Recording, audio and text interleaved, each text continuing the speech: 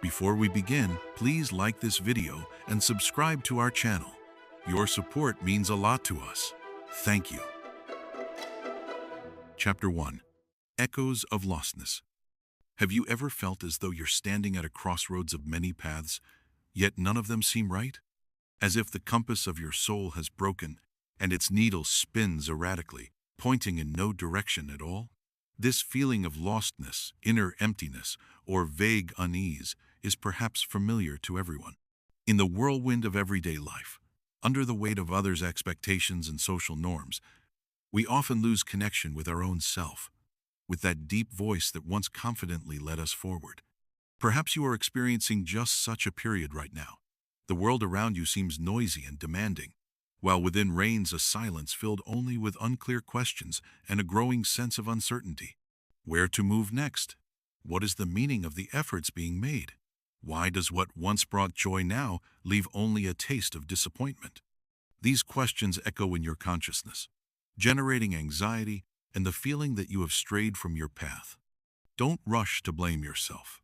In a world where seemingly everyone broadcasts an image of flawless success and unwavering happiness, it's easy to feel out of place, lost amidst others' achievements. But the truth is that this feeling is not unique. It is a companion to everyone who dares to think about their life, about their place in this world. It is a kind of signal, an inner need to stop, catch your breath, and redefine your bearings. Imagine an ancient mariner caught off guard by a storm. Waves toss his ship from side to side. Stars are hidden behind a veil of rain, and the horizon is blurred. At such a moment, it is pointless to try to sail blindly. It is necessary to drop anchor, wait out the storm, and when the sky clears, recheck the map and compass. Your current state may be like this storm, a period of turbulence and uncertainty that requires not desperate blind strokes, but the courage to stop and look within yourself. It is precisely in such moments, when the ground slips away from under your feet, that the need for new guidelines arises, for a philosophy that will help not just survive in this chaos, but also find strength and meaning. The philosophy of Friedrich Nietzsche, with his piercing gaze into human nature and uncompromising striving for self-overcoming, can become that very compass that will show you the way to finding your own value and strength. His ideas are not a set of ready-made answers, but rather an invitation to a bold and honest dialogue with yourself, to a re-evaluation of established truths, and to a daring search for your own path. This audiobook is not an attempt to give you universal recipes for happiness or success. Rather, it is an invitation to a journey within yourself, to explore those inner strengths and possibilities that may still be hidden from your view. We will turn to the wisdom of Nietzsche to understand together the reasons for our lostness, to find new sources of inspiration, and, most importantly, to gain the courage to become who we truly want to be. Are you ready to embark on this journey? Chapter 2. The Shadow of Authorities. Friedrich Nietzsche once proclaimed, "God is dead." This seemingly shocking phrase was by no means a statement of the disappearance of a higher power. For Nietzsche, the death of God was a profound metaphor, symbolizing the twilight of an era of absolute truths, immutable moral codes, and external authorities that had for centuries defined the meaning of human existence. In the modern world, this death manifests itself in the weakening influence of traditional institutions, the blurring of generally accepted norms, and growing individualism. But along with this liberation from external guidelines, a certain anxiety also arises. If there are no more universal rules, if there is no higher judge to point out the right path, then who determines what is good and what is bad? Who decides what our life path should be? It is at this moment that many of us find ourselves in the state of confusion we discussed in the first chapter. We are used to seeking answers externally, in the advice of parents, in the approval of society, in fashionable trends, in self-help guru books. But what happens when these external sources cease to provide unambiguous answers or, worse, begin to contradict each other? We find ourselves trapped in the ought-to snare. We are told how we should be, what we should feel, what we should want. You should get a prestigious education. You should find a stable job. You should start a family. You should be successful and happy. These unspoken and sometimes quite explicit demands of those around us form an internal censor that constantly evaluates our thoughts, feelings, and actions for compliance with these external standards. And when we don't fit into these frameworks, feelings of guilt, inadequacy, and that very lostness arise. Nietzsche calls us to a radical rethinking of this situation.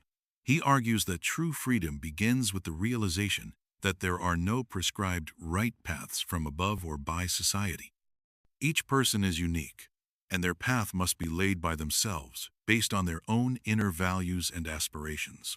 Become who you are is one of the key appeals of Nietzschean philosophy. But to become yourself, you must first free yourself from the many masks we wear, trying to conform to others' expectations. Think about it. Whose voices sound louder in your head? Your own, or the voices of your parents, friends, colleagues, social networks? What decisions have you made in your life, guided by sincere inner desire, and which ones under the pressure of external circumstances or someone else's advice? Liberation from these external authorities is not a rebellion for the sake of rebellion, but a necessary step on the path to gaining genuine autonomy and self-determination. This can be a painful process, to abandon familiar guidelines, the desire for approval from the outside, the fear of not conforming. This requires courage and honesty with oneself. But it is at this moment, when we stop looking for answers externally and turn to our inner compass, that we begin to find true strength. We cease to be passive performers of others' scripts and become active creators of our own lives. Man is a rope, stretched between animal and overman. A rope over an abyss, wrote Nietzsche, emphasizing that our path is a constant overcoming of ourselves, not a blind following of a path laid by someone else. Liberation from should is not a denial of all rules and values. Rather, it is a call for a conscious choice of our own guidelines, based on a deep understanding of ourselves and our true desires. This is the beginning of the path to finding our own unique perspective and creating our own system of values that will resonate with our inner essence. Chapter 3. The Will to Power. Gaining Inner Strength. When we hear the phrase will to power in the context of Friedrich Nietzsche's philosophy, the imagination of many involuntarily conjures up images of power, hungry tyrants, or ruthless conquerors. However, the true meaning of this concept for Nietzsche lies on a completely different plane. The will to power is not a striving for dominion over others, not a thirst for political influence or material wealth. At its deepest core, it is a fundamental life force inherent in every living being. The relentless striving for growth, self-overcoming, the development of one's abilities, and the affirmation of one's individuality. Imagine a sprout breaking through the thick layer of earth towards the light. Isn't this a manifestation of the will to power? It doesn't fight any specific enemy, but it steadily strives for life, overcoming the resistance of the soil, finding sources of nourishment, and reaching upwards towards the sun. Similarly, within human beings lies this inner striving for self-realization, for the unfolding of their potential, to become stronger, more whole, more themselves. This will manifest itself in various aspects of our lives. It is the persistence of an athlete training to exhaustion to achieve a goal. It is the inspiration of an artist, agonizingly seeking the ideal form to express their idea. It is the perseverance of a scientist, spending years conducting experiments in search of truth. It is the courage of a person who, despite pain and disappointment, finds the strength to move on after a heavy loss. In all these cases, we see the manifestation of that very inner strength, that indomitable desire to live, grow, and assert one's value. When we feel lost and helpless, it often means that our will to power is suppressed by external circumstances, others' expectations, or our own fears and doubts. We seem to stop feeling that inner impulse, that thirst for life and development.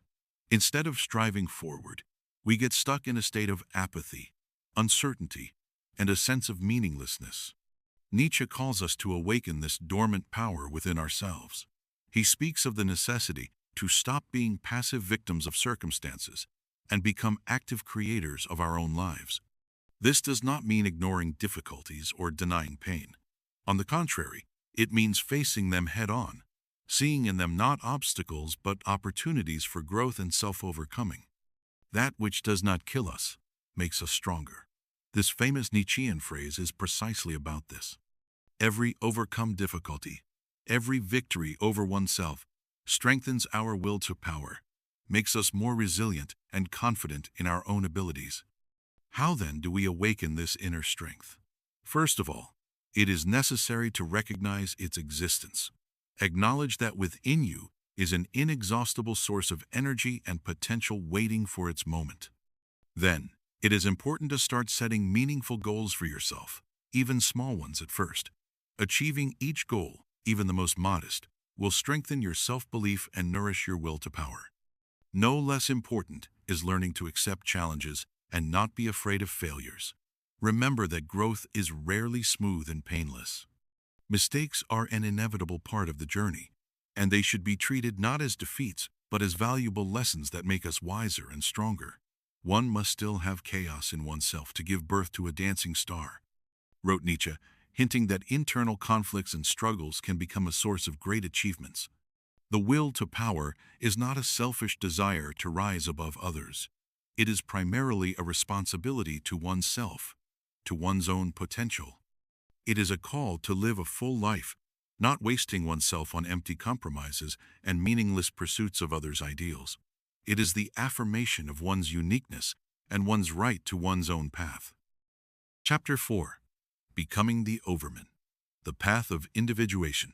The concept of the Übermensch, often translated as overman, is perhaps the most famous and at the same time the most misunderstood idea in the philosophy of Friedrich Nietzsche. Many mistakenly perceive the overman as some biologically or socially superior individual, possessing special privileges or power over others. However, for Nietzsche, the overman is not a racial or class category, but rather a philosophical ideal, a symbol of humanity's boundless potential for self-overcoming, creative self-creation, and the affirmation of one's own freely chosen values. The overman is not a goal that can be achieved once and for all, but rather a continuous process of becoming, a constant striving for self-improvement and going beyond one's current limitations. It is one who has realized the death of God, the loss of external absolutes, and has taken full responsibility for creating their own meaning of life and their own values. They do not seek support from the outside, but find it in their inner strength, in their will to power directed towards self-overcoming and creativity. Becoming the overman is a radical rejection of mediocrity, of the desire to conform to generally accepted standards, and of the fear of being not like everyone else.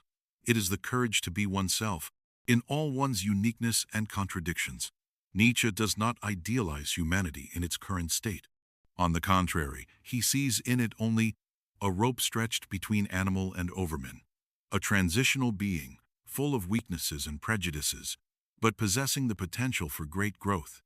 Imagine a sculptor who does not simply copy existing forms, but creates something completely new, expressing in their creation their own vision of the world. The overman, in the Nietzschean sense, is such a creator, but the material of their creation is themselves. They constantly work on themselves, cutting away everything superfluous, polishing their virtues, and overcoming their shortcomings. This process requires honesty with oneself, a willingness for self-criticism, and a relentless striving for development. One of the key aspects of becoming the overman is the ability to say yes to life in all its fullness, with all its joys and sufferings. This is the acceptance of eternal recurrence, the idea that every moment of our lives will be repeated infinitely. Imagine that every action, every thought, every feeling you experience, you will live again and again without end. How would this affect your choices?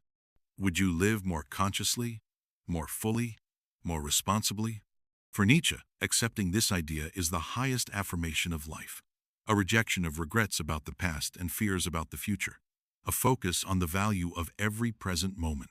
Becoming the overman also involves overcoming nihilism, that state of spiritual emptiness and loss of meaning that arises after the realization of the death of God.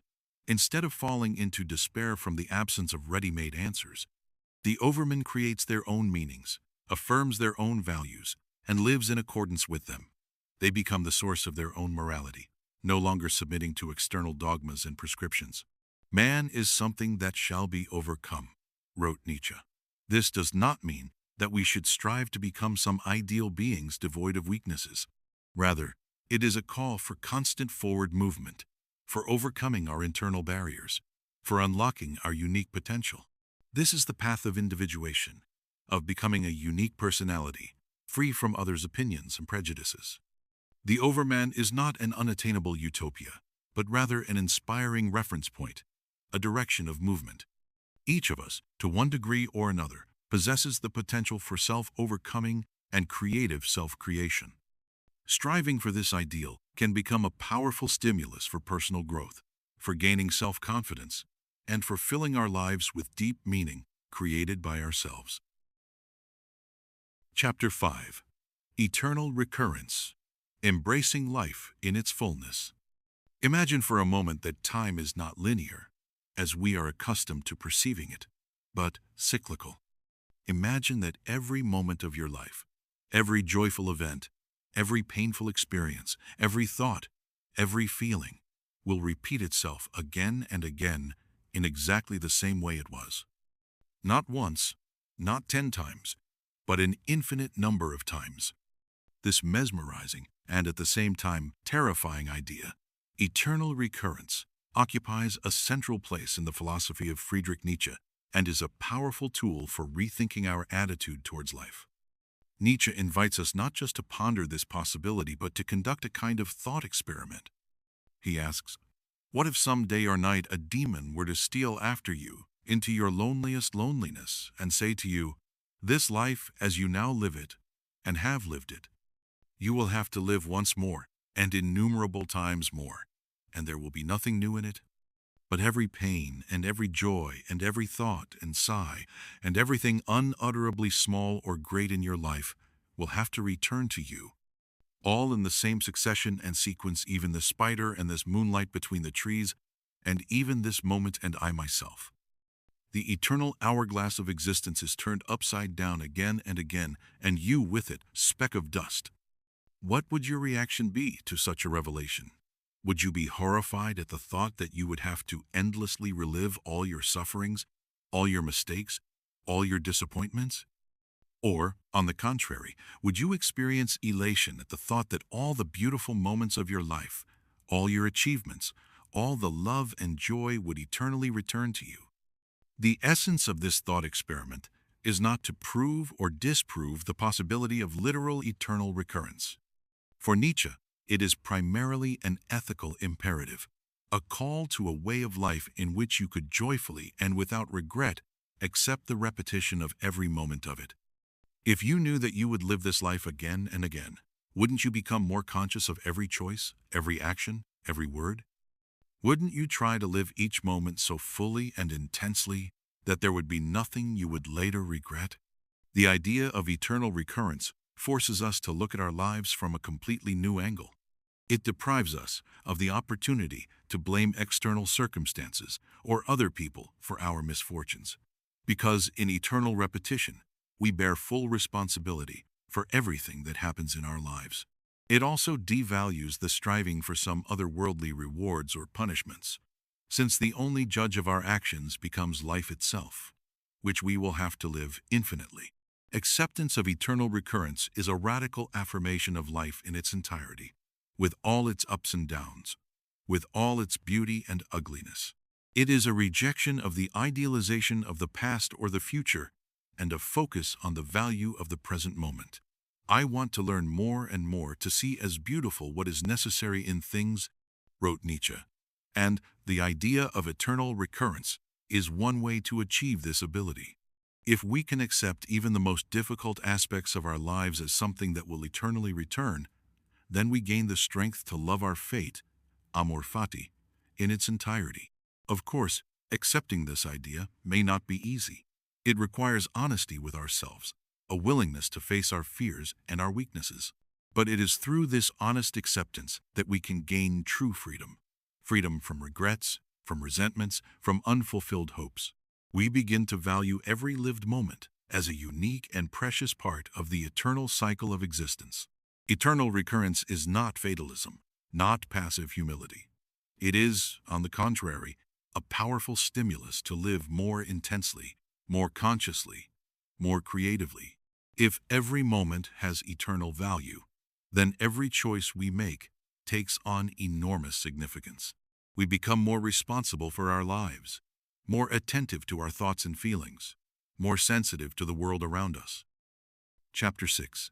Self-Overcoming, the Art of Transformation. Friedrich Nietzsche's philosophy is permeated with the idea of constant movement, a relentless striving for growth and self-improvement. The concept of self-overcoming is a central link in this dynamic worldview. It is closely related to the ideas of the will to power and becoming the overman that we have already considered, being the practical embodiment of striving towards these ideals. Self-overcoming is not a one-time act, but a continuous process of transformation in which we consciously go beyond our habitual limitations, fears, and weaknesses, becoming stronger and more whole. Recall the metaphor of the rope stretched between the animal and the overman. This rope symbolizes our current, imperfect nature and the potential that we can develop within ourselves. Self-overcoming is precisely the movement along this rope, step by step, with risk and tension, but with an unwavering striving for a higher stage of our development. This process begins with an honest look at ourselves, with the awareness of our weaknesses, fears, and those patterns of behavior that limit us. Often, we ourselves erect invisible walls around us, made of doubts, insecurity, and a habit of comfort. Self-overcoming requires the courage to break down these walls, step out of our comfort zone, and face what frightens us or causes discomfort. Nietzsche himself was an example of such self-overcoming. His life was full of physical suffering, loneliness, and misunderstanding from his contemporaries. However, he did not succumb to despair but directed his pain and his experiences into profound philosophical reflections, creating a teaching that still inspires and provokes. His work was an act of self-overcoming, a way to transform personal suffering into universal truths. How can we practically carry out this self-overcoming in everyday life? Firstly, it is necessary to identify those areas in which we feel limited or dissatisfied. These can be our fears, for example, fear of public speaking, fear of failure, fear of loneliness, our bad habits, our negative attitudes, or our insufficient skills. Secondly, it is important to set specific but at the same time ambitious goals that will take us beyond the familiar. These do not necessarily have to be grandiose achievements. You can start small. Do something you have long postponed due to fear. Try something new. Give yourself a small challenge. Each such small victory will strengthen your self-confidence and prepare you for more serious tests. Thirdly, it is necessary to learn to perceive failures not as defeats, but as valuable lessons on the path to growth. Nietzsche wrote, "Man's fall, he stumbles more than he falls." This means that failures can be painful, but they also give us the opportunity to see our weaknesses and become stronger. It is important not to dwell on our mistakes, but to learn from them and move on. Fourthly, self-overcoming requires discipline and perseverance. The path to personal growth is rarely easy and direct. Difficulties and setbacks are inevitable on this path. It is important not to lose motivation, to remember your goal, and to continue moving forward, even when it seems that your strength is exhausted. Become hard, Nietzsche urged, emphasizing the importance of inner resilience. Finally, self-overcoming is not an egoistic project aimed at self-isolation. On the contrary, true self-overcoming often manifests itself in our capacity for compassion, for understanding others, for a willingness to help and support. A person who has been able to overcome their own weaknesses and fears gains greater empathy and the ability to see the world from different perspectives. Self-overcoming is the art of transformation, the alchemy of the soul, in which our weaknesses can be turned into strength and our fears into a source of wisdom. It is a continuous process that lasts a lifetime, but it is this process that makes our life meaningful and allows us to fully realize our potential, approaching the ideal of the overman, a self-sufficient, creative, and strong personality. Chapter 7. Creativity as Self-Expression, Creating One's Own Meaning. In a world where God is dead, and traditional sources of meaning have lost their former power, humanity finds itself facing the need to independently create values and fill its life with its own significance. For Friedrich Nietzsche, creativity in all its manifestations becomes a key tool in this existential quest. Creativity is not merely the prerogative of artists or musicians, but a fundamental need of the human spirit, a way of self-expression, of asserting one's uniqueness, and of creating one's own world of meanings. When we speak of creativity in the context of Nietzsche's philosophy, we mean not only the creation of works of art. This concept encompasses a much wider range of activities in which a person actively transforms the surrounding world and expresses their inner essence. This can be an innovative idea in science, a non-standard approach in business, the ability to create harmony in relationships, the capacity to see beauty in everyday life, or even the art of living one's life in a unique and authentic way. Creativity is a manifestation of that very will to power, the inner striving for growth and self-realization. When we create, we do not simply reproduce the existing. We create something new, investing in it a part of ourselves, our energy, our thoughts, and our feelings. This process of creation fills us with a sense of our own strength and significance, helping to overcome feelings of meaninglessness and apathy. Nietzsche saw in the artist a kind of prototype of the overman, one who is capable of creating their own values and living in accordance with them without submitting to external dogmas and prescriptions. The artist does not simply reflect the world, they interpret it, transform it, and offer their unique vision. Similarly, every person is capable of becoming an artist of their own life, creating their own unique masterpiece. One must still have chaos in oneself to give birth to a dancing star, wrote Nietzsche. This metaphor speaks to the fact that the creative process often begins with internal tension, with a struggle of ideas and feelings. It is from this chaos, from overcoming internal contradictions, that something new and valuable is born. Creativity is a way to order one's inner world, to find an outlet for one's energy, and to express one's individuality. In the era of the death of God, when old authorities have collapsed and universal truths have disappeared, creativity becomes the most important source of meaning. We can no longer rely on ready-made answers. We are forced to create our own values, to determine what is important and significant for us. A creative approach to life allows us not just to passively exist, but to actively shape our destiny, filling it with our own content. How then do we develop this creative ability within ourselves? First of all, it is necessary to free ourselves from the fear of mistakes and criticism. Creativity is a process of experimentation, searching, trial, and error. Don't be afraid to try new things. Go beyond the familiar. Do what seems interesting to you, even if it does not conform to generally accepted standards. It is also important to develop your observation and sensitivity to the world. Seek inspiration from a variety of sources, in nature, in art, in communication with other people, in your own experiences. The richer your inner world, the more material you will have for creativity. No less important is finding your own form of self-expression. This can be writing, painting, music, dance, cooking, gardening, entrepreneurship, scientific research, any activity that allows you to express your uniqueness and realize your potential. The main thing is to do it sincerely and with enthusiasm. Creativity is not only a means of self-expression, but also a powerful tool for self-knowledge. In the process of creation, we better understand our values, our aspirations, our strengths, and our weaknesses. Creativity helps us to achieve integrity and harmony within ourselves.